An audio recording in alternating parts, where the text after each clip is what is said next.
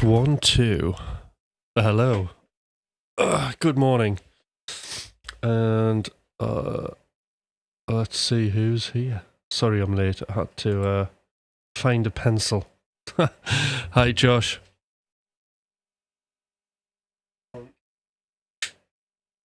Alright. Okay. Good to see you this morning. I'm wondering if Hippie is here. Is Hippie here? Oh, Brian, how we going? Well, I've got to have I couldn't find any coffee. Then, trying to find tea was a pain. Still buzzing for Newcastle. God, I went out in the town yesterday evening because I didn't have anything in to eat, so I had to go to the shops. Tesco's was shut. Couldn't get to the Tesco's near St James's. That was total chaos, and everybody was on top of the world, to say the least.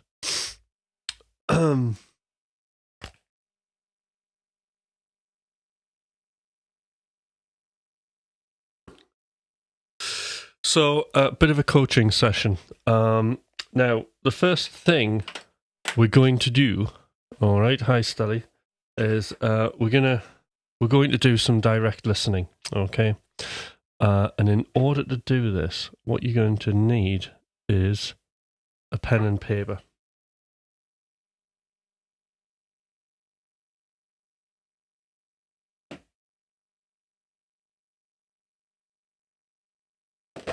So you're going to need a pen and we're going to need some paper, right? That's the first thing. And then I'll explain what is going to happen.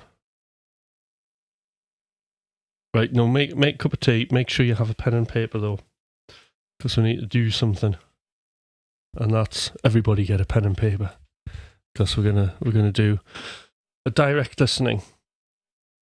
So basically, Hippie has kindly done basically two splurges, okay, two very sort of quick loopy hip hop beats, okay. But what we're going to do is we're going to imagine that actually these were finished, all right? Because the purpose for the day is, how do you give yourself reliable feedback, okay? So we've talked about feedback before in the past. Probably some of you know my thoughts on feedback. I know from being a producer myself, I used to be desperate for people to comment on the music that I made, and then a lot of the feedback I would get wouldn't be very helpful, okay? And a lot of that is because, other people have their own agendas, don't they? Either they're not interested, they're placating you, they haven't listened to it properly, they've had an argument with the missus, they're in a bad mood. There's all of these factors, the factors of what they were listening to, what they're into, and they're just not into your music. So, when we're looking for feedback, sometimes it's just validation, wanting somebody to go, look, it's all right, just go on there. But fundamentally, artists that are really, really successful, what you'll find is they don't need feedback, okay? They just know what they're doing and they just go and do it and they put it out there, okay? They've got a very, very strong connection with the world around them, and they're very, very confident in that. The idea that they have is they just need to fulfill that, okay, that purpose. And once that is done, that music can go out into the world and everything will be okay. It's just crazy when I think about feedback, because I remember when writing a lot of dance music and sending music to my managers, okay, over Two Dutch at the time. And there would be times where basically I did a track and I thought, this is great, I know it's really good, and they were just like, no, we don't get it, this is wrong, that's wrong, you've got these weird changes in there, nobody's listening to that sort of thing. And this would happen a few times. And then I remember just going off and sending those tracks out anyway, and lo and behold, they would get signed to some decent labels. One of them got signed to a really good label once, like that. And it was just, in the end, I just became sure of what I was doing and everything would be okay because I had a lot of it. That whole wanting feedback, a lot of it comes from your own fear, and you just, everybody's, I mean, at the end of the day, when we're releasing music, it's that we're quite scared of that feeling of being criticized, or something terrible happening. And it's the same sort of feeling as the mortal fear of death, okay? Apparently it's the same chemicals in your body that are released, okay? So obviously this can cause procrastination, stop us from finishing tunes, wanting feedback, all these kind of barriers that can happen at the end of doing a project. Hey, Azu, how are you doing? Glad to have you on here. Azu, could you do me a favour? I don't know if you use YouTube or not, but YouTube is the sort of main kind of flagship for me. Would you have a look on YouTube for me, Tim Hutch, and give me a sub? That would be great, because I'm sure you'll love this channel. But just one day I might not be streaming forever on Twitch. Right. Hi, Texas. How are you doing?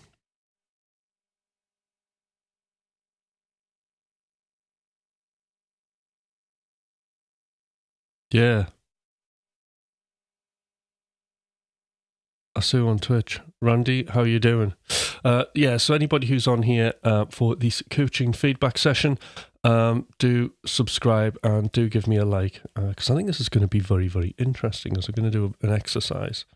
Right, he's caffeinated. Brilliant, Hippie. Okay.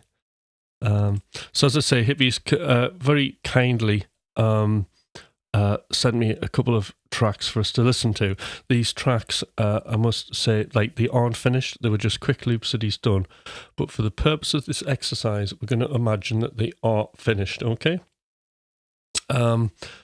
So we can test out, okay, the way we're going to give ourselves self-feedback, okay? That's what we're going to do, all right? What was I saying? Yeah, so sometimes, before we do anything, we're so terrified of drawing fire and being criticised. We'll search for feedback. We'll want that validation just to feel better in ourselves. But really, do we need that feedback? We just need to know what the music is doing. Now, part of the feedback training is this. Just stick them on Discord. I think this might be a regular thing. So if you want to stick your tracks on Discord, that would be good. What I would like to hear is stuff that's pre-release. So stuff that's finished, but you might be stuck on or unsure.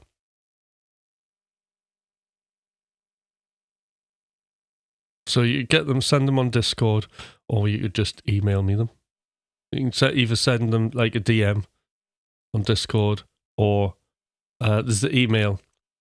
It's kicking about in the description or the about.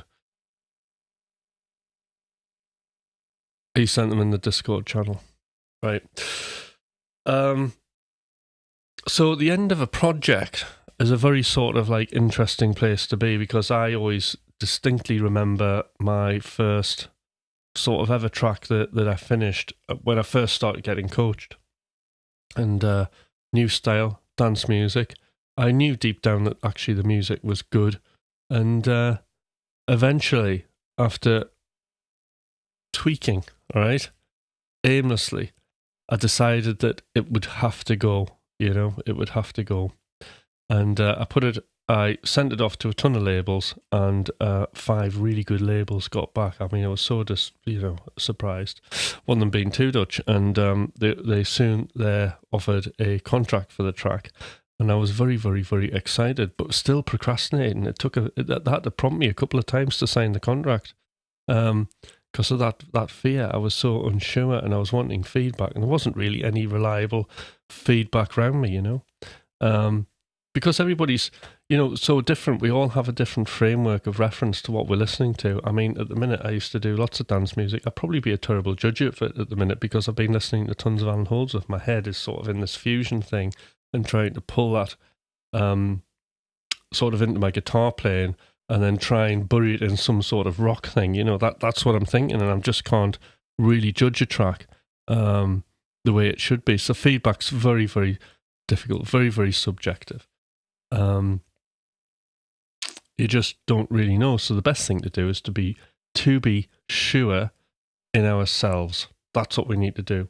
Because what I'm interested in and what the coaching program that I've run is all about is having us all as sovereign, creative individuals. Okay, we stand up on our own and we can make our own decisions, and we don't procrastinate on waiting for feedback, another validation from external sources. Okay, we are quite happy just going, I think it's finished, got nothing left to do on it, I'm going to put it out. Okay, that's it. And the other thing that you find is on the coaching program that I run, is that you write that much music, right? That much music that it doesn't matter. If you release a track and people hate it, you can have another 3 soon after it getting released that are going to get finished. You're going to have like a fire hydrant of music coming out anyway.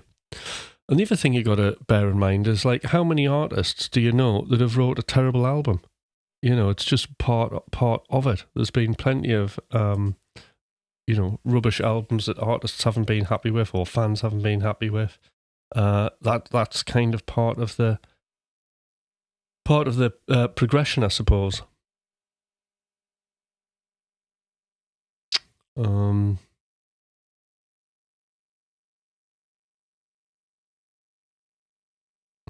Just played 5 gigs at St. Patrick's Day weekend. Wow. 5 nights and 2 Saturdays, 2 today. Finally home and relaxing here in Texas at 1 a.m. Great. Well, that's brilliant that you're like super busy, Brian.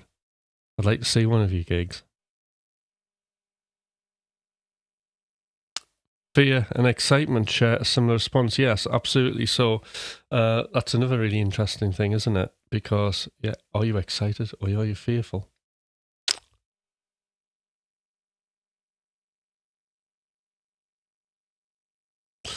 I have something in the writing stage almost done. Where do I post it? Randy, if you could join the Discord, and then you can either send it into the group for feedback, or you can just send it directly to me.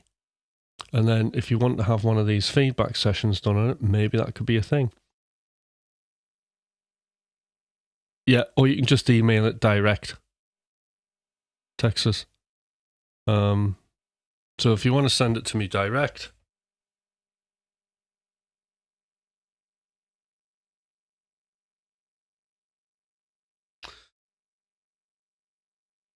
there we go. There's the email.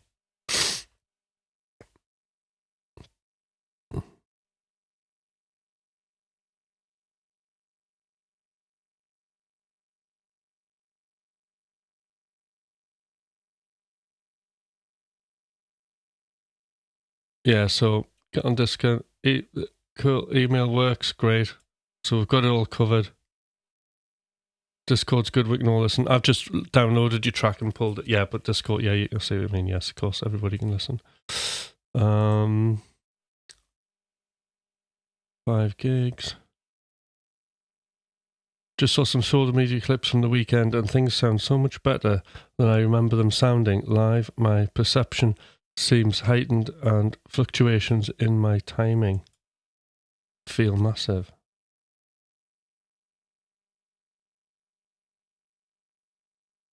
In these recordings, they are impactful. The timing feels great. Thoughts?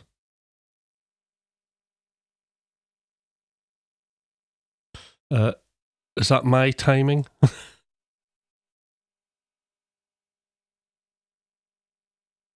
Or is that in yours? So the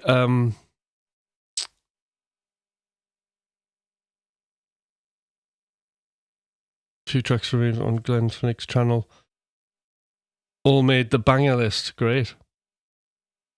You want to be on the banger list.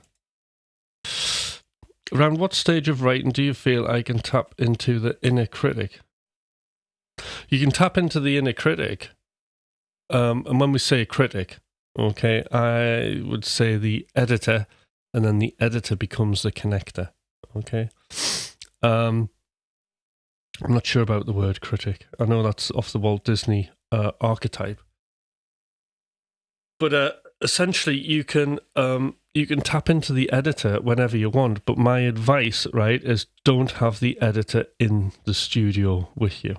You know, if you're improvising and you're playing a performance, you don't want the editor. You don't want to be listening to the editor. Tan me. As I always recommend, there's a brilliant book called The Inner Game of Music by Barry Greenaway. I suggest everybody have a copy and read it. It's also on Audible. So if you're driving about and you're too busy to pick the book up like I am, it's now on Audible, but I did read the book a couple of times. And I can highly, highly recommend it, because this is where, when I'm talking about self 1 and self 2, okay? He applies the inner game to playing an instrument, okay? But we can also apply the inner game to writing music, and writing music should be a performance. You know, when we're in flow and we're feeling that all of our decisions are effortlessly kind of coming out of us, usually that is when we're really into the subconscious and we're kind of pulling things out of the hat that we wouldn't normally do, that can be interesting, that can be unique, and that's the place that we want to be. If we have the editor in the room with us when that's happening, the editor will question these decisions. So it's like we have to double or 3 times making a decision, and we don't want to be doing that, okay? We just want to be doing and making. But there are certain conditions to get into flow that we have to have, before we can get into that state in that studio environment. So what I always suggest people doing is, on the coaching program, when you learn to splurge, right, making music without judgment, that takes practice, okay? So the way it works is you just make music as fast as you possibly can without giving it any thought. What comes out, and you allow it to be, okay? We don't listen to that music for a minimum of 3 days to 7 days. Why? Because of that thing that I talk about, is what we feel in the moment. And I think this is what Brian's almost talking about the gigs, there being a difference of what you feel at the gig to then when you're watching it back, okay?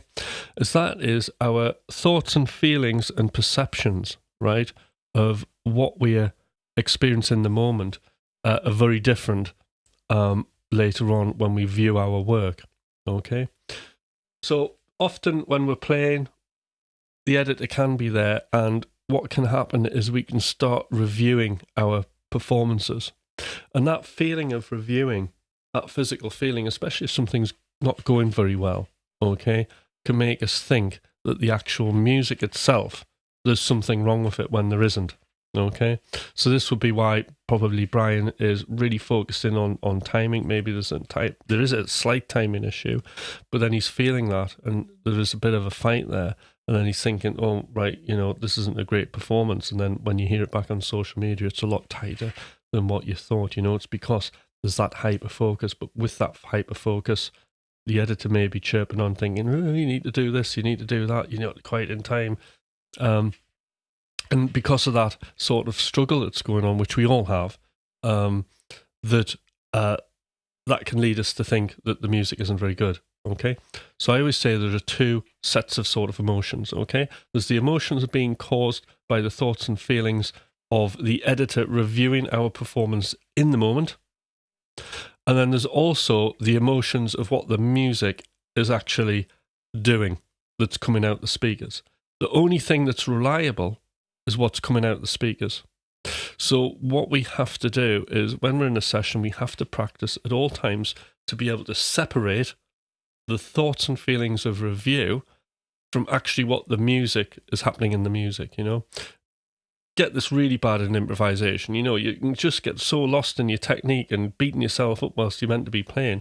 And all the time, when you're lost in that thought, you're just not listening to the music. The way to play really good over an improvisation is to train your brain to ignore the editor. The editor has to be ignored. It is no good in a performance. We can use the editor later. So for Brian, when you come back to watching your stuff on social media and watching your performance, that is the data. Now you've moved away from the performance and you don't have those thoughts and feelings of what you were experiencing at the time. When you're reviewing that performance, that is the realistic data. And because it sounds better than it was, that's how it is. It's just you did a good job. And that's the end of it, you know?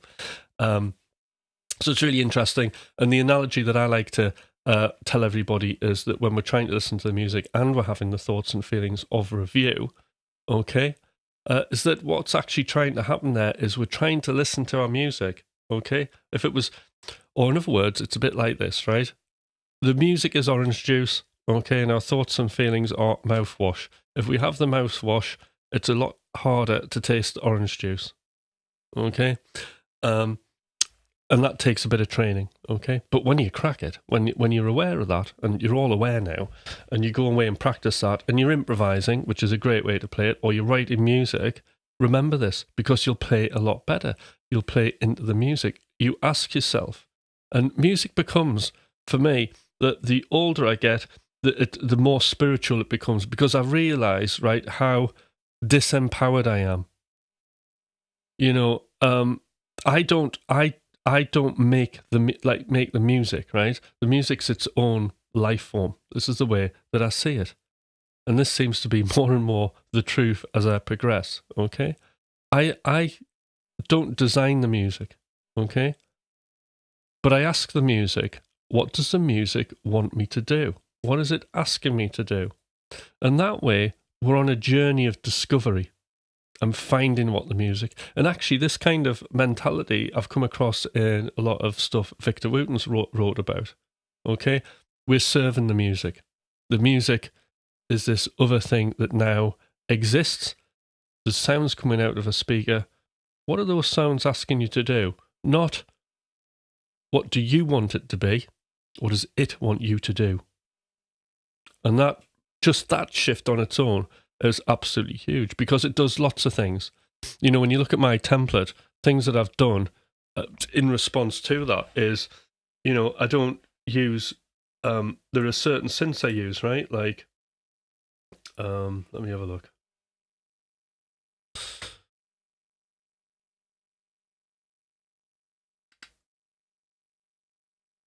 So if I grab this, Juno 106, right?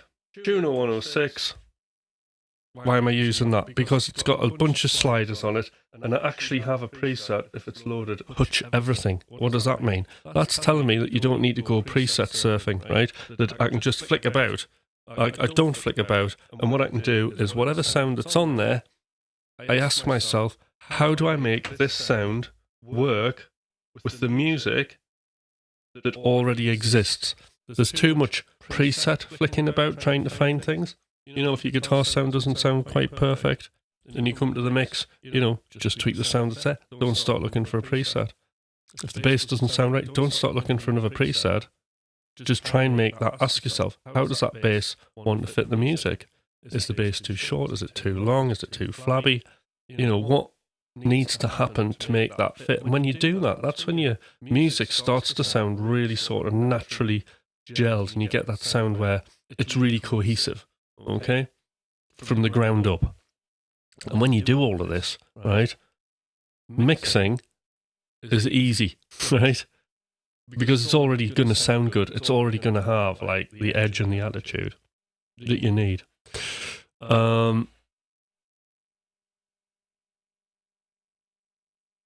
So I hope that kind of answers the critic thing. Right, feed the deer. Very good. I will be right back. I must feed the deer. Oh, very good, Josh. On the estate, I hope. Oh, there's Kevin. Heading off to bed, but wanted to stop by and say hello. Hello, Kevin. Got it. Yo, editor, GTFO. I'm improvising. Yeah. All right.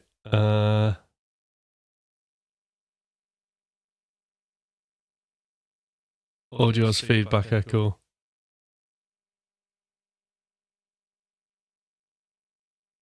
There shouldn't be any echo on my mic.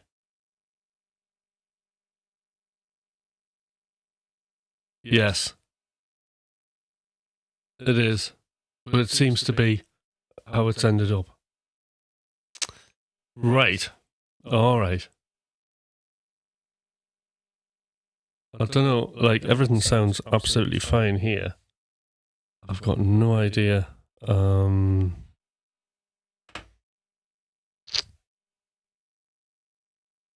Let me have a look.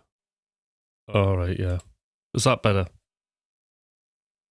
That should have killed it.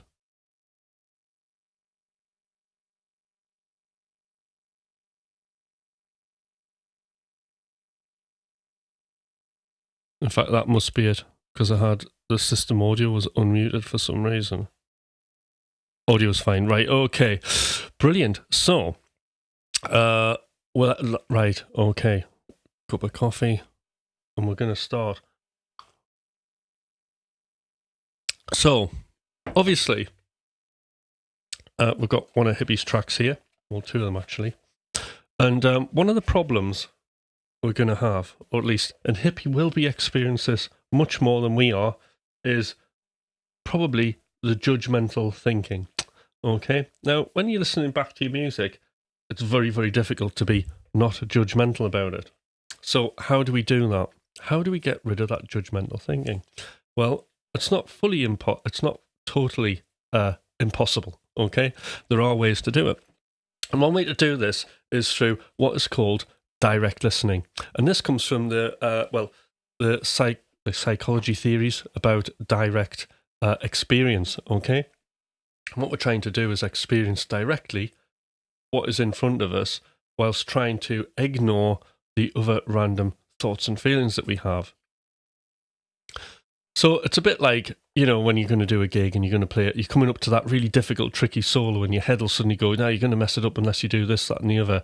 Quick, stand up straight, get your plectrum, hold it properly, the pick's not straight, now get on the straight, and you have all this stuff going on and you're going to mess up. All of this like critical thinking kind of going on from self one, because self one is trying to protect you from the outside world. It's the prehistoric brain, okay, that would be there to protect us from if your friend got eaten in a cave by a bear, and it would say, don't go in the cave, your friend got eaten by a bear in there, okay? But it also like starts messing about with your music and telling you what to do when you don't need it, okay? So when you're listening to your music back and these thoughts and feelings are happening, we need to ignore them. Like often you'll listen to a track and then, you know, people will go, oh, the kick drum isn't right. Oh, and then you're focused on the kick drum. What's not right about the kick drum? It's too long, maybe too short. No, I don't like it at all. Oh, I think it's a bit like flabby and distorted. And as you're having this thought and then working out, well, what I'll do is maybe I'll change it, or I could use an EQ, or a bit of compression. Yeah, just do EQ. I'll pull a bit of 600 out and see if that works and give it a bit of a boost in the high end. When you're having all these thoughts, right, the music's going by and you're not listening to any of it. So we need to listen to the entirety, okay? Now, this is a direct listening exercise that you can do sort of midway when you're at the sort of end of the drafting phase, and also sort of like towards this end. And what we're really doing is we're looking at the tension release of music, but it also gives you a good sort of anchor when you're listening. And what we're going to do is you're just going to get your paper, right? And as the music's playing, we're going to draw a line. Okay, so the music's going to play. Now, when the tension goes up, the line goes up. When the tension goes down, the line goes down. Okay, and that's what we're going to do. And that's just going to be our focus anchor, is keeping this line. So this track is about 50 seconds long. So I'll just let it run. Maybe it's a couple of... I'll just let it run. Maybe it's 50 seconds or whatever. I'll suddenly stop it. Okay, but that is going to allow us to listen to the music without the judgment. Right? Everybody got pen and paper? Just type in the chat and say yes. And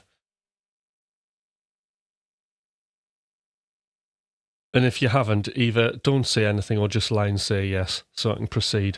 If you've got no intention of getting a pen and paper.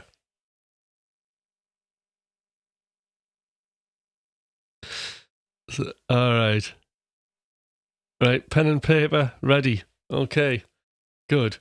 Yes, excellent. Anybody else?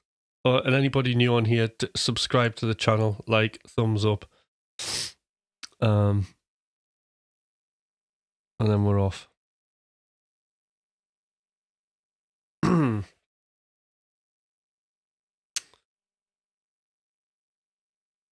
Right, I'll assume that we've all got a pen and paper, right? Okay, and everybody's eagerly awaiting for this experiment. Yes, okay, good, we're all there. It's great. Okay, here we go. So we're going to have a listen. So remember, as the tension goes up, the graph goes up. When the tension comes down, pen goes down. When you're listening to the music, you will get distracting thoughts. When you get distracting thoughts, don't get on board, in bed, or whatever it is with the thoughts, okay? Don't get obsessed with the thoughts. Move away from the thoughts and focus back onto drawing the line and listening to the music. Very important. All right. Here we go.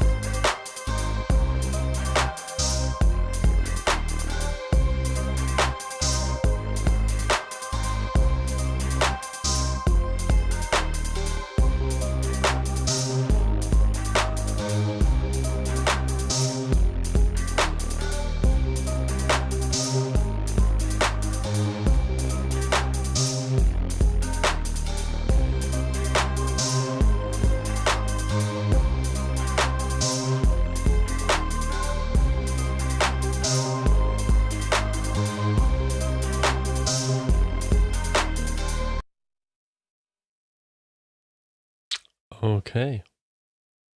Did we get all of that? Do we need to have another listen? Dorieto, how are you doing? Do you like Chapman guitar? I never played one, but I love Kiesel. I'll play the track one more time.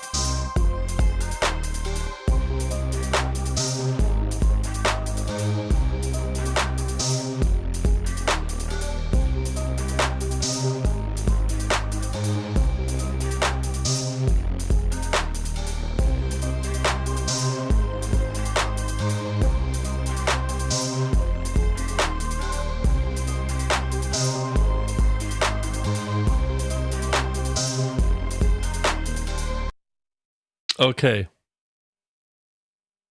I had to draw on the next page. Fine, that's okay. So that was the first track. Sorry, the second track Hippie did. Let's do track number 1, and we're going to do the same again. So this is a different track.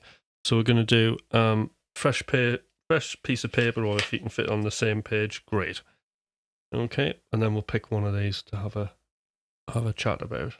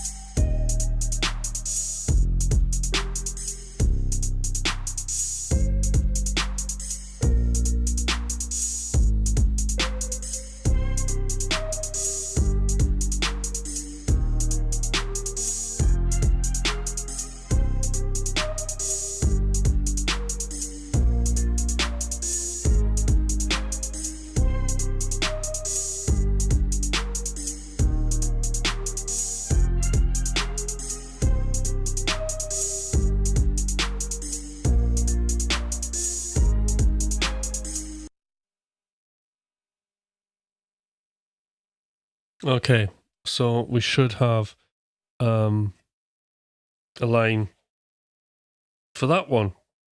Okay, so I'm gonna let Hippie pick which. Right, so Hippie, which one do you want to pick? Do you want to pick the first track I played or the second track? So you can choose. Which one do you want to?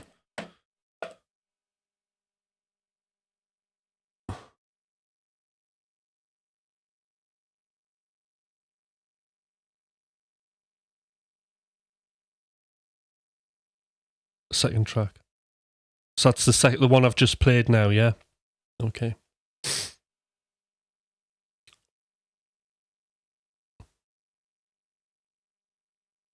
Cool. So the way we're going to give ourselves right, cool. The way we're gonna do this feedback, right, is we're going to use this thing called paths. Okay.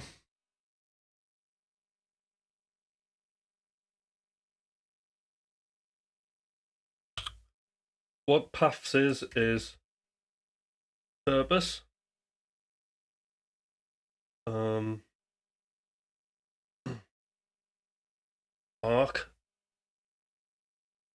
purpose, arc, thing, hook, space.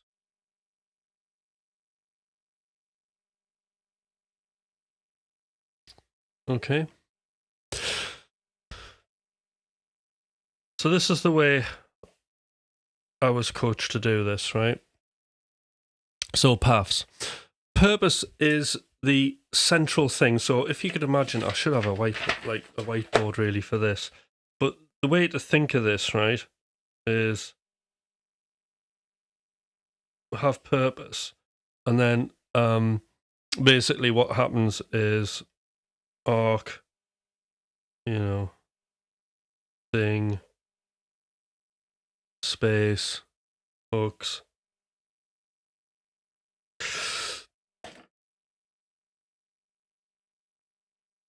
So so if we think of purpose as the central thing, and then you've got the arc, thing, hooks, and space are all in service of the purpose, right? So, but what the purpose is the story, the meaning. What is the track about? Why is the track there? What's its purpose? Okay.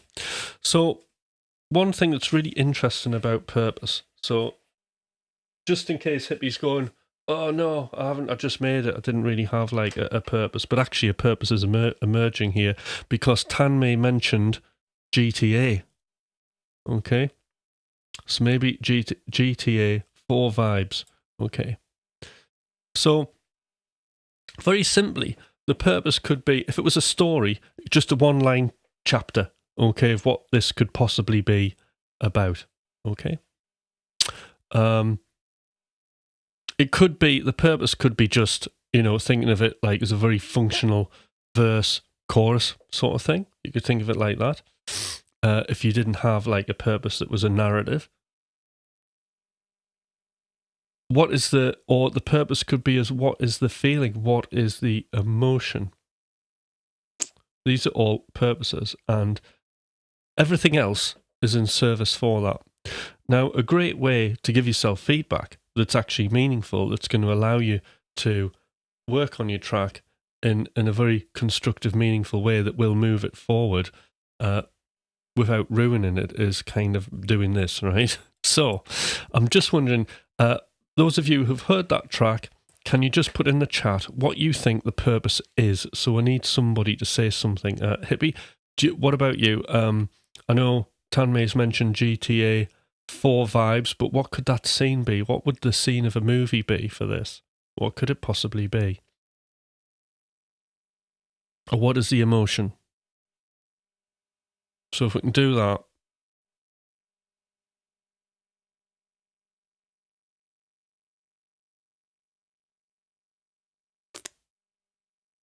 Oh, not a deer to be seen. They're probably up to no good. All right. What at this time in the morning?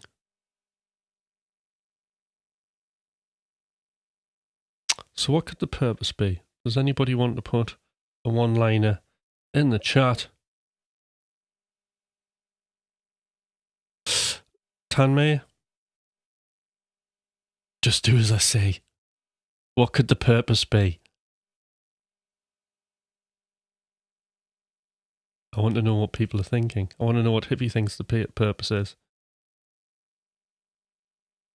Introspective, withdrawn. Right, okay. Right, all right then. So, that's all we need. We now have a purpose, okay? And now we can start giving ourselves feedback. So, Hippie, this mainly can come from you, but I would like other people to put input, and we're going to score, right? So, for example, I'll ask you the arc, right? So remember, we have the arc, paths, purpose, arc.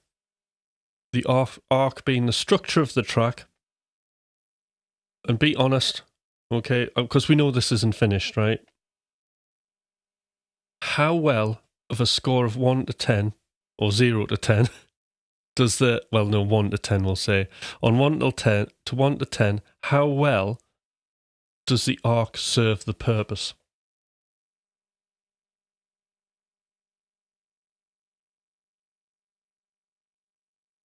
So what mark would you give yourself out of 10?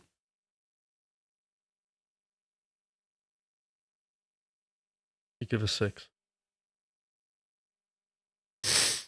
Okay. So the thing, so that I'll have to explain what the thing is, right? So the thing is a piece of music or piece of music that releases the most tension, or the thing could be basically the chorus of a tune, or the point, or the punchline. You know, is it releasing the most tension, or people are like, "Way, this is brilliant." That's what we're looking for. A good example of the thing would be Thriller, Michael Jackson. You know, like on Thriller, that the song is all tension, da, da, da, da, da. But then the thing that releases the tension is the bass line that goes dun dun dun dun dun dun dun dun dun dun. You can feel the physical tension disappearing. Okay. So what we want to know is how well is the thing working in this piece of music. So Hippie, do you want to rate yourself or anybody else, but mainly Hippie, out of 1 to 10, how well do you think the thing is functioning in terms of serving the purpose?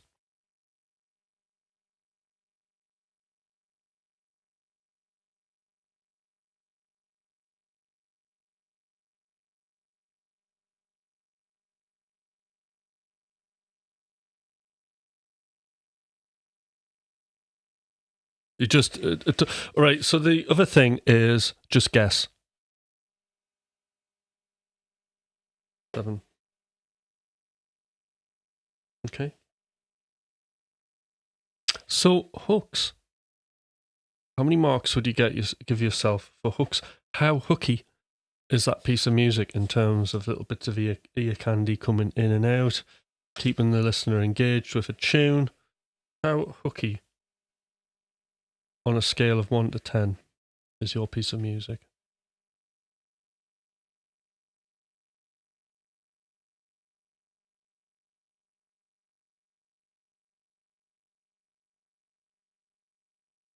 Four.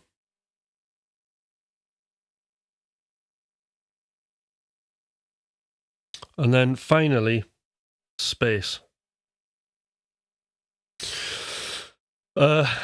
So how well does space serve the purpose?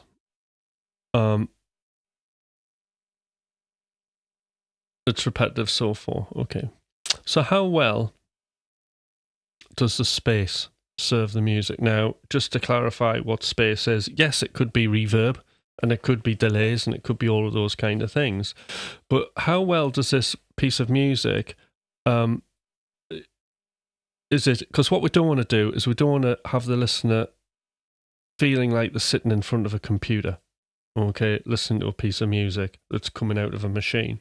We want them to imagine, right, that they're in a space, a warehouse, about to be tortured or something, or whatever, right? or outside waiting for a bus. We want them in a space or in a subway. You know, we want them to feel that there's a certain ambience about it. Feel if they're in a dark room, we want to give them that feeling that they're in a dark room that's maybe small. Anything other than sat in front of a computer. Okay. So, how well does the space serve the purpose of your music?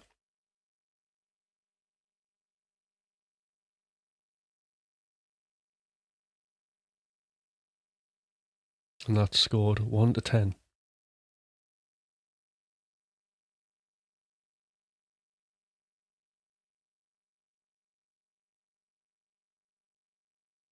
6. There's enough space to make it feel brooding, but perhaps it needs more, not sure, actually, space. 6. Okay. So there's lots of ways we can do space as well. You can literally add space by adding Foley, can't you? You can record outside noises or environmental stuff and kind of add them in. I mean, I do that loads, right? Just to have weird ambiences and things. Says one little tip, okay? So, we have 6, hooks are 4, right? But we'd like everything to be a 10, wouldn't we? Okay. So, why are the numbers? Why is, for example, the arc 6 6? Okay. How could we get that 6 to be a 10, or the thing is 7? How can we get that to be a 10? How can we get space to be 6 to be a 10? Hooks 4. How could we get that up? In fact, Hippie, do you want to pick one of these scores? Do you want to pick one of the scores? And we'll talk about it. Do you want to pick one of these areas? Which one would you like to? Do you feel we should discuss first? Arc, thing, space, or hooks? Just pop in the chat.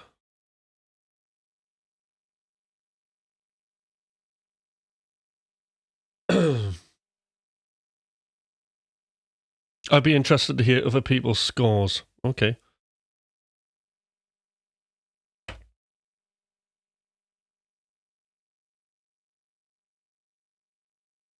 Hook, please.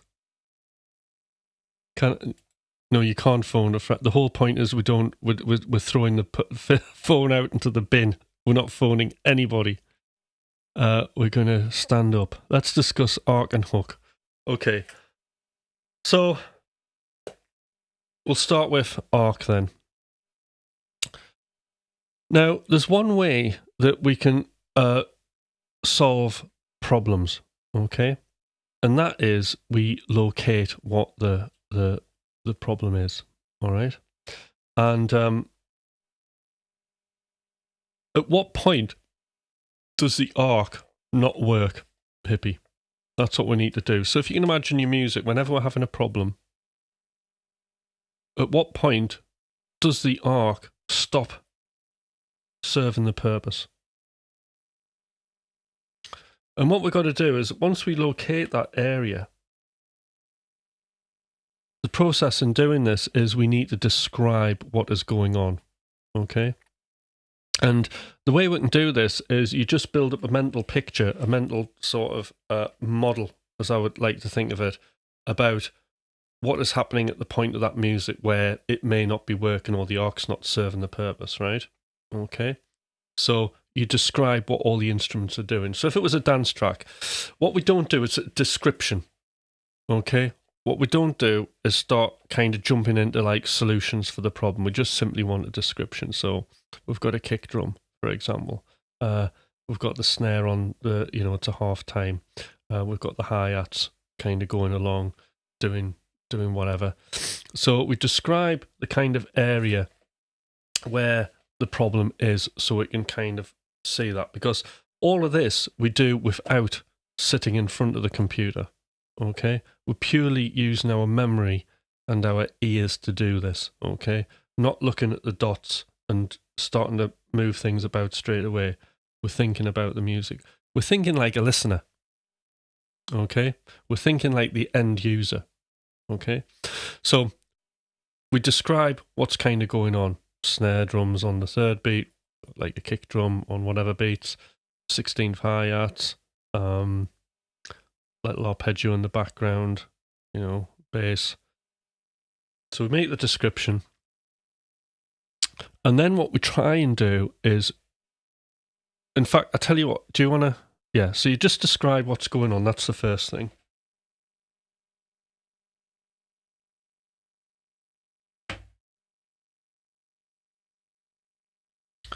Trying to get no chart.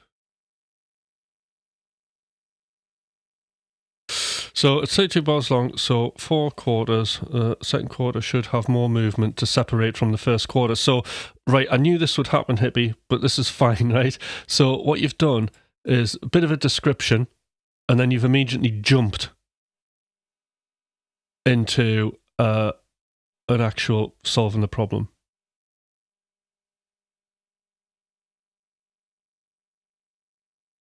The second quarter should have more movement to separate from the first quarter, but it's good that your brain's like doing that, because the next phase of this, right? Because by doing this, you can solve any musical problem that you're having. Okay, so let's say that's the description.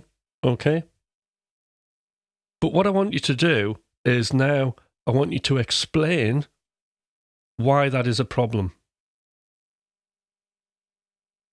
So the next part of this, we've got description.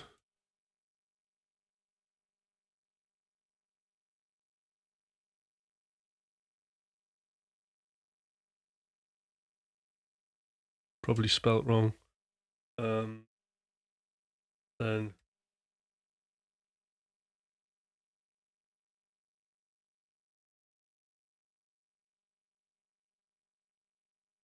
explanation.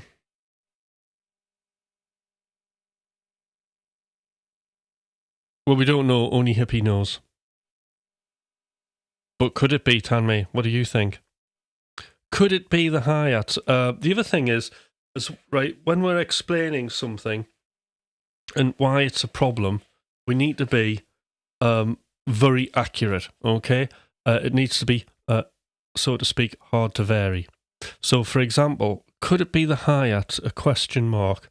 Which bit of the hi-hats? Which hi-hat is causing the bother? Is it the overall level of are the hi-hats too loud? Or the undynamic? Or they're just fixed in the stereo spectrum and there's not much movement and that's kind of annoying and fights against the other tension and releases that are in the track? We need to be thinking about phrases that are concrete, binary, hard to vary. Because at the end of the day, when you come up with your solutions to fix things, you want it to be so you could literally hand me the stems and give me a list, and I would know exactly, like ticking them off the list, what to do. Okay? So, explanation.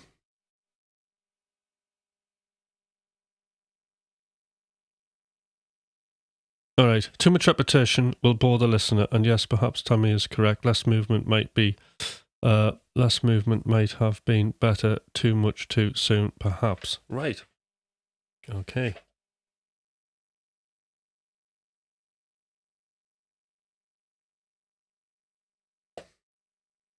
Hi, Mac. How are you doing? All right. So we've got a description. We've got an explanation. Okay. And at the end of the day, if you don't know, just guess. It'll all be fine. It'll all work itself out. Yes. Hippie made a hip-hop track. A trap track. Okay. So now we've got the description, we've got a model of what the music's doing, we've got a potential explanation, okay, of why there may be a problem with the arc, okay? And now it's just a question of brainstorming lots and lots of ideas of how you're going to solve the problem. So I'll tell you what, Hippie, I know I'm putting you on the spot here.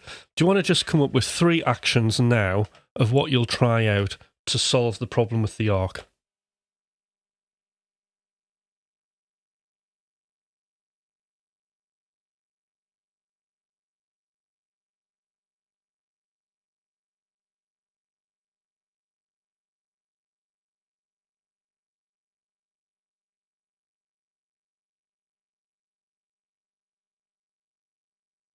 So Hippie, if you just come up with 3 actions that you would do.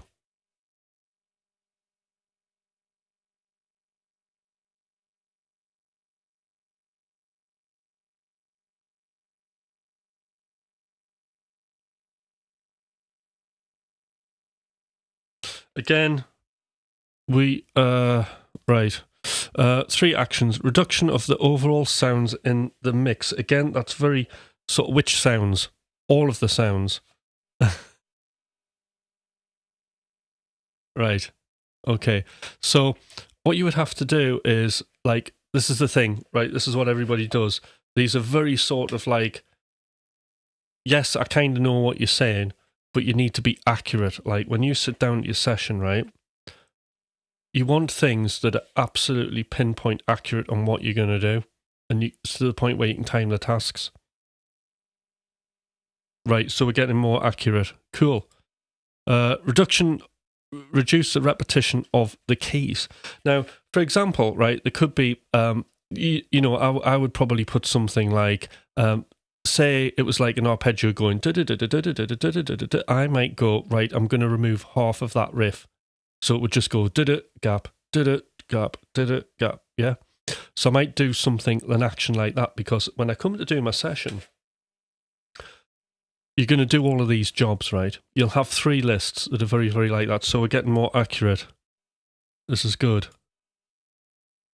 The bass sound with less sustain to begin with. You see, that's brilliant. See, I know, very good.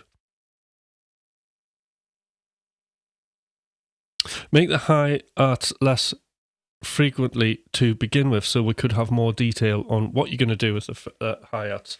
Now,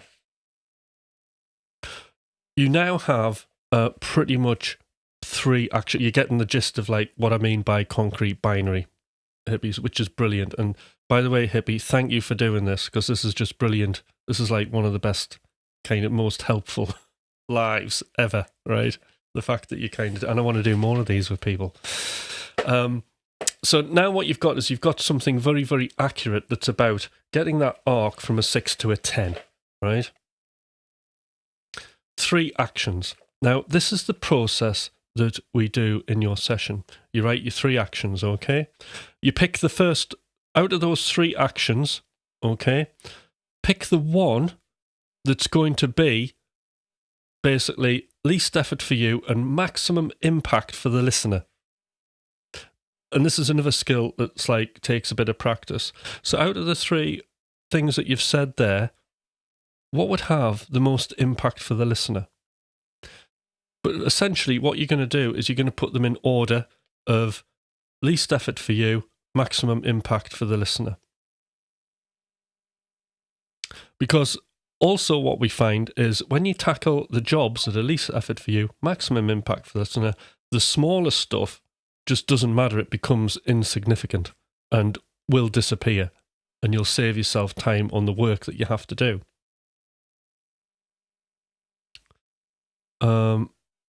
So just for an example, Hippie, could you put in out those 3 things that you've put? What would be, to you, the one that would be the most impactful for the listener and least effort for you? I'm just going to pour a cup of tea. Right, who's here? We've still got a few people. Right, okay, so that's a great start. Now, what you can do is set a timer. So I would suggest maybe beating the clock, right? 15 minutes. Give yourself 5 minutes for that for each task, okay? And set a clock for each one. And in the session, what you could do, right? I mean, this is to get you in flow. So if we're fighting against a clock, what tends to happen is we get much more into it, all right? So you can set your timer for 5 minutes or whatever, or 10 minutes, 15 minutes, but we're kind of aiming for short sessions here. And when you do that particular task, right, because this track's kind of, it's not finished, right, what will happen is other ideas will come into your head. So in that 5 or 10 minutes, when you're working on reducing those hi-hats, let's say 5 minutes, you'll quickly do that, and then other ideas will happen. And I want you to do those other ideas on the track, because that'll be all the good stuff coming in from the subconscious as your body's sort of relaxing, because you've got a very sort of concrete binary task to do that's either yes, no. It's very, very achievable. So when we're talking about getting into flow and the skill to challenge ratio of being sort of, 4 to 7% above the comfort, this is very perfect for those conditions to happen. And because we're using a timer, you will be in flow doing these 3 tasks, okay? And because you feel relaxed, because it's going to feel like a performance, then other ideas, I promise you, will happen. And you to do all of those ideas with this one rule, that if something doesn't work, don't do it, just move to the next crazy idea that comes into your head. And when all the ideas are exhausted, you just move to the next job that's on your list. And you do that. Time yourself. Do the next thing on the list. Okay? And then basically any ideas that come into your head, try and do all of those. Having a list, even though we've made a list that's very, very sort of accurate and concrete tasks to do that are very, very achievable, okay? That list isn't a prison, okay? It's something you can wander out of. It's like a buoy in the ocean, okay? You can, as you go further out, exploring other ideas, you've always got your list to come back to get the session back on track, okay? That's what you do. And then all you got to do is just repeat. You could repeat this process for all of the areas, for hooks, for thing, for space. So you would do all of this in your lessoning session, not just like the arc, like what we've done. You can do the whole lot, right? And then you'll have a very, very good, accurate plan of how you're going to take this track forward, which means we aren't anymore sitting in front of the door, and I know we all do this, opening up and just crashing in and throwing stuff about with no kind of strategic thought of whatsoever. And more often than not, like we end up destroying a track because there is no vision, there is lack of it. We're just messing about with things, okay? For example, as like people say, we mentioned the possible hi-hat groove change to begin with. So although we're getting there, like groove is another one. So what define in terms of this track, what is the groove? You see, that's quite a loose sort of statement. Is the groove, are you going to get every 16th note and try swinging it by 55% or 57%? Are you going to get like an MPC groove from one of those old groove boxes that's a hip-hop track and start adding groove to different instruments? Are you are you going to get like hi-hats that are falling on the 2nd and 4th beat? Are you going to move them forward to give it more forward roll? What is it exactly that you're going to do with that groove? When we go into something and people are like, oh, the groove's not right, or I'm going to do something to the groove. Those are kind of, yes, you've located the problem, and yes, that is right, but you need to define exactly what it is that you're going to do before you're doing it. Because then you run the risk of sort of like just wrecking your track. Okay. I hope that's been quite clear. So, cup of tea time. Let's just ruminate on this. And again, thank you, Hippie, for putting yourself forward. That's absolutely amazing. And anybody else who wants to do these review sessions, feedback sessions, and at the end of the day, you're giving yourself feedback, which are actually now magically turned into actions that you can go away instead of scratching your head, actually do, and have a track at the end of it. I didn't have any coffee, I'm on the tea now. Oh, God, right, okay, so brilliant, Hippie, thank you for that. Really good. Hippie, any thoughts? Has this been useful for you?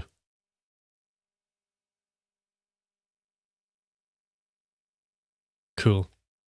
So I'm looking forward to seeing how your track turns out. So do that with all of those different areas, and then we'll see how things turn out.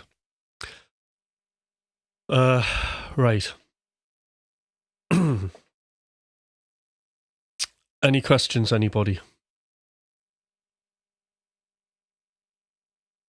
Any questions?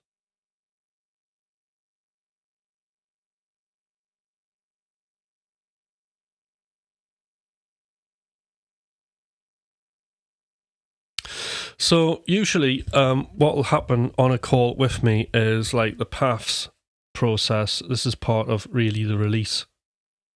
When we do the release section of the machine.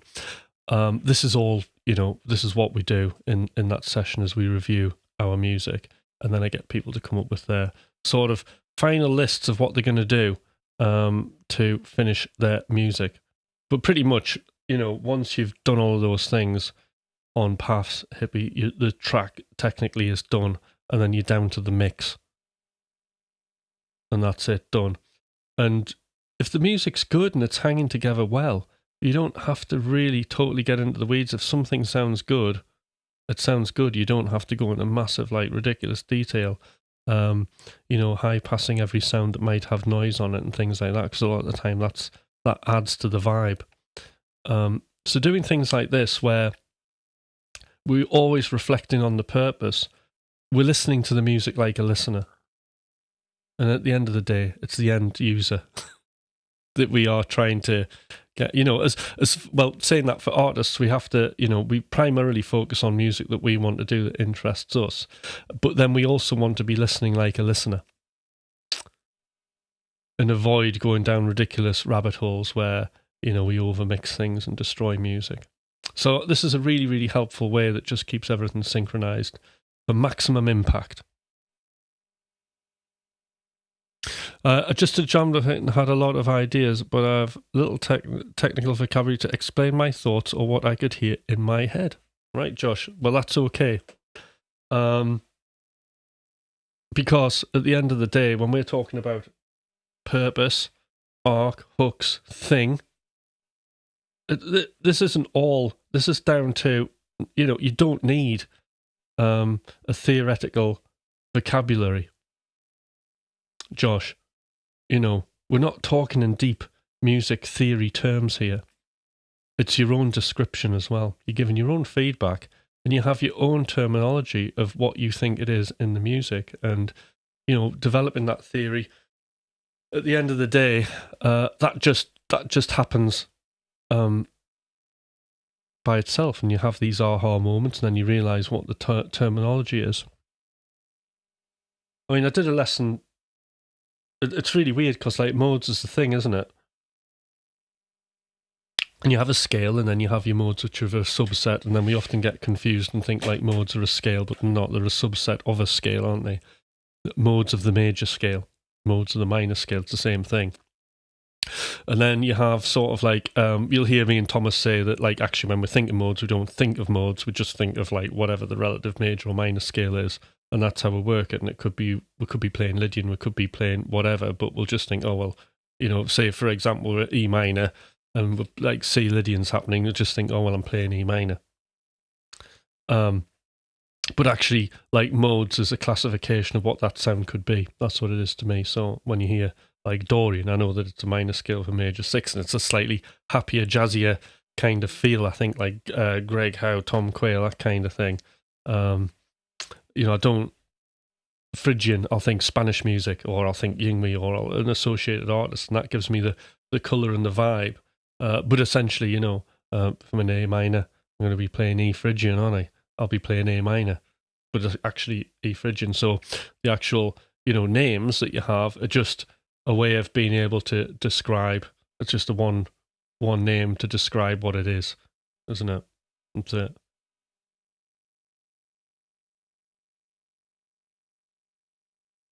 Which helps, so like, it's like the Lydian thing. When you hear Rick Beato talking about Lydian, you'll be like, well, film composers love the Lydian because it sounds heavenly. So if a director says, oh, this bit's got to be heavenly and serene, then well, I'm probably going to use the Lydian mode.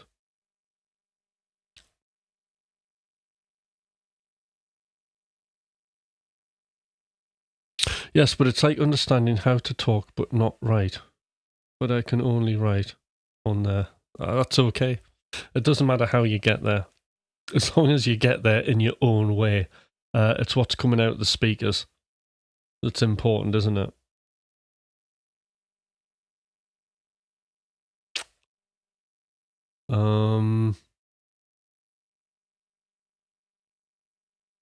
Brilliant.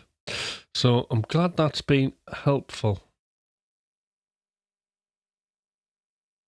So anybody else? Is there anybody on here who, is there any particular things that you found quite insightful that have sort of really helped you understand your own music? How to stop critically listening all the time. Since I'm studying and taking sound engineering somewhat seriously, I seem to have lost enjoying the music factor lately.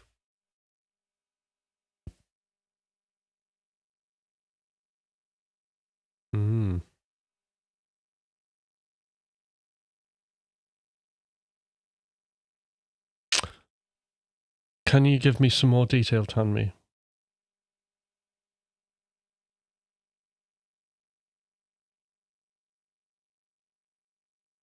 More detail. Is it the responsibility of potentially being a sound engineer? Is it because critically listening? I think you've got to.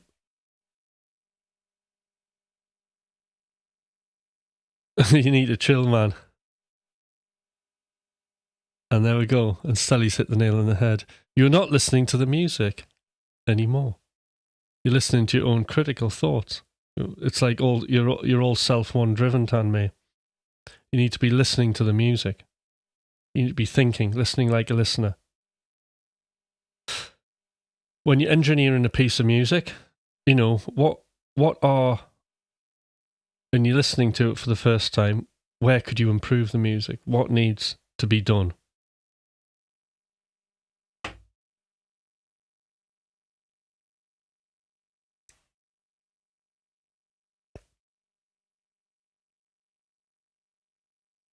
Happened the same time to me after being a DJ for some years. All I am listening to is for a place to mix. Yeah.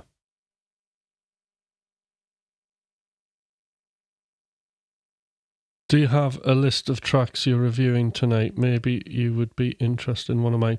Yeah, so Mac, do you want to, you can put something in the Discord or just actually DM it to me. In fact, it'd be,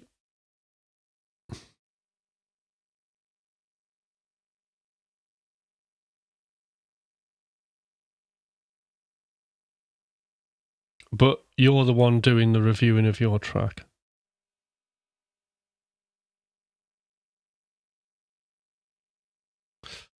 Yes, it feels like a blessing and a curse all at the same time. That's it.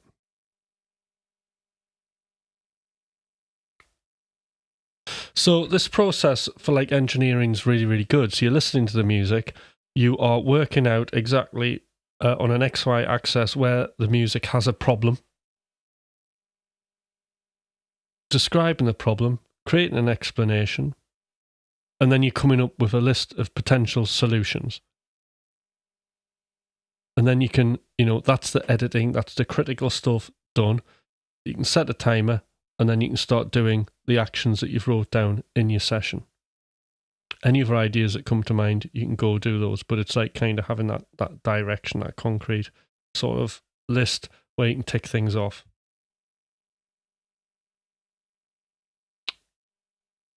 Yes, you can post it in the general. In fact, Mech, what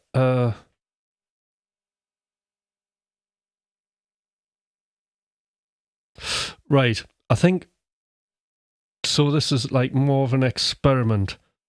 I think if people are gonna post a track, I'll give you the choice, but I think like you should DM it so people don't hear it and they hear it for the first time.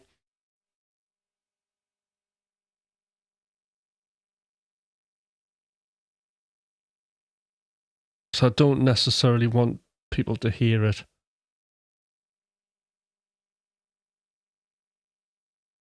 And then we can do the feedback session, and then everybody's got fresh ears because they'll kind of have a listen. And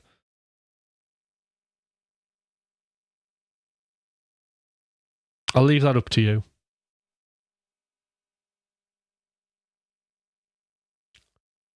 Learn to love fear. Absolutely. Right, cool. And or DM me it.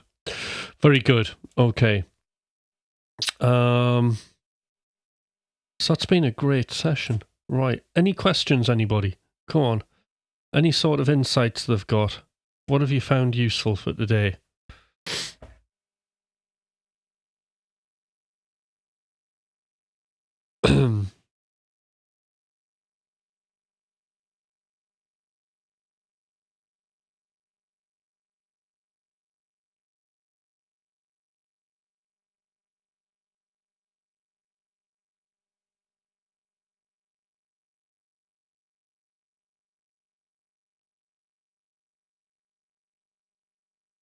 So tomorrow we're going to do some pentatonic stuff, I think. Tomorrow we'll be back on the guitar doing pentatonicking, as I like to say. Pentatonic shred.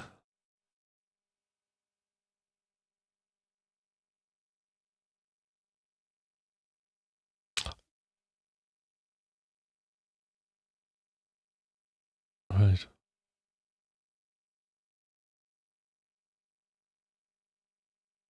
The paths approach works quite well for being objective about your track. Yeah.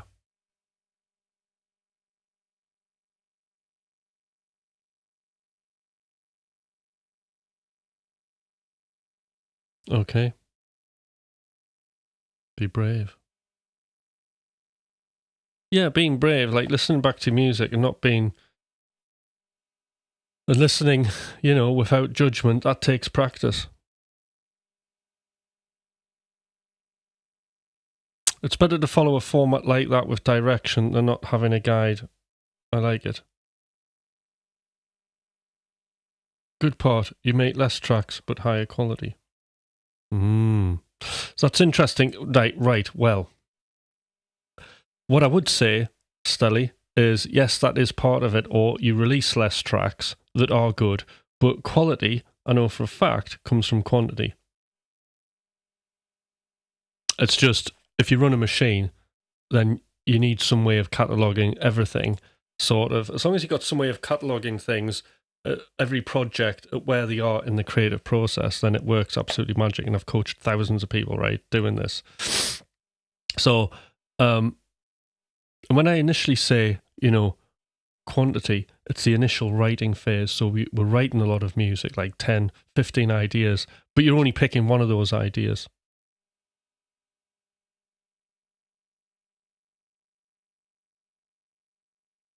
That's what we're doing. What we're not doing is picking one idea or just doing one idea from scratch without having explored other ideas and then trying to make that perfect.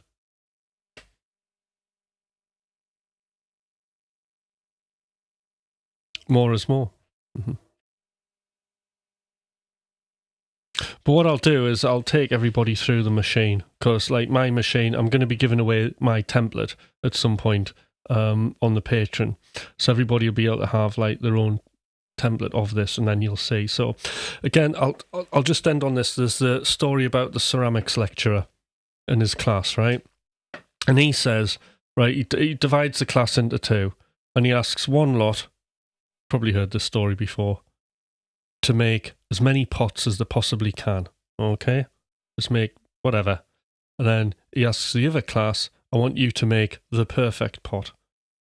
And then when the two groups come back together, the class that was making lots of pot but weren't focusing on particularly quality or perfection, they started making lots of pots and they're all like really crap to start off with. But then you could see in the process as it was progressing, and the later pots they were making were starting to get better and better and better. And at the end, because they were getting so quick at making the pots, they were becoming very sort of ornate and very, very beautiful. So you could see this progression because they were doing many pots. They were practicing the process over and over and over again. And as they were getting better, they were getting quicker and quicker and quicker. And the quality was getting better and better and better. Okay. The other part of the class only had a pile of clay in theory of what that perfect pot could be. So it's something to be think of. And the truth is to be said about music as well. If you make abundance, then you're picking the best ideas and you're taking those forward. But as Stelly says, high quality is important. And I'm not saying that people release just crap out the door, right? Okay? That doesn't happen. But because we're running a system like the machine, it ensures that we don't have to worry about quality. We can just worry about getting the most unique and best ideas out and having a process that's very sort of free and very, very flowy. There we go.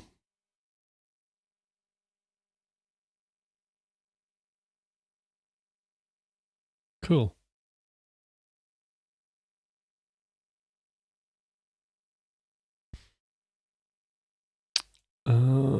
Anything else?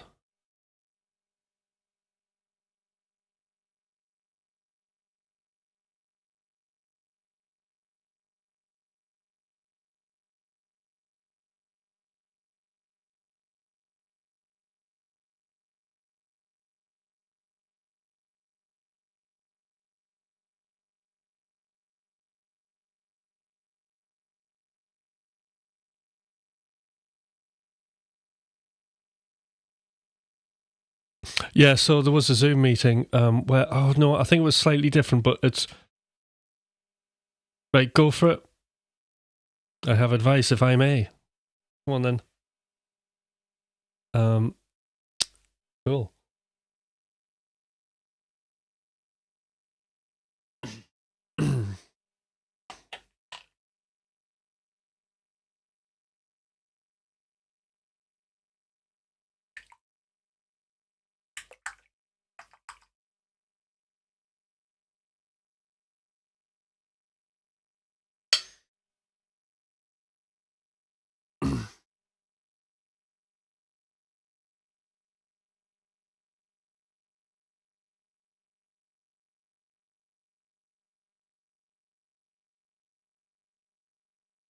My iPhone is changing.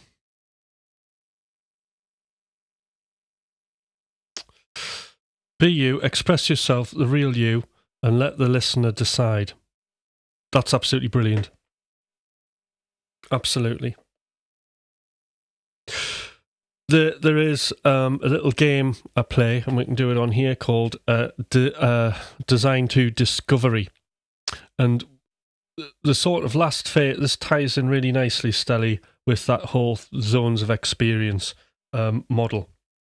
And that ultimately what we're trying to do is we're trying to make our connection with the world. We can't possibly guess what everybody's wanting at the moment. All we know is what we're into, and that's what we have to serve. We have to serve the music that comes from us, and it has to come from our interest. I absolutely struggle. I can't, and I've done this before, like writing music to order, like other people. It's awful, and it always sounds like worse than the person that you're meant to be copying, right? This is like shitty, horrible library music.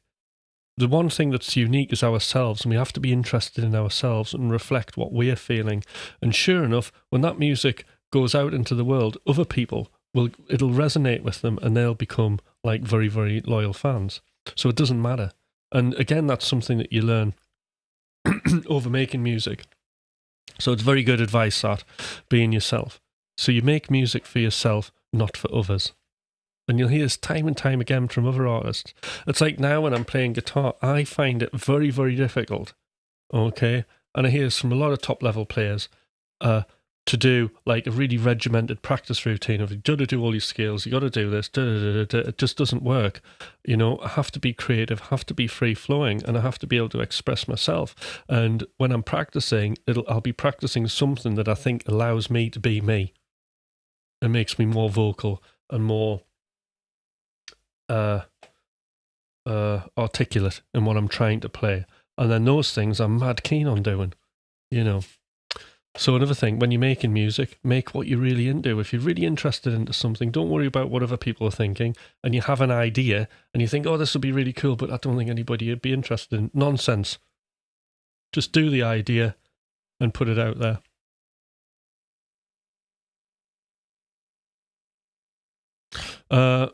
You can't be like everybody. That's how I play. I played the music that would move me and formed a crowd. It took a while, but it was worth it. So there we go. Great advice from Stelly. Right, it's time for my park walk. So we're on tomorrow, and we're going to be doing some pentatonic shreddiness, okay? So I'm going to see everybody there because I've really got to go for my walk. I can see the missus packing, getting ready, putting her shoes on. So, got to go. All right, everybody. See you tomorrow morning. Bye.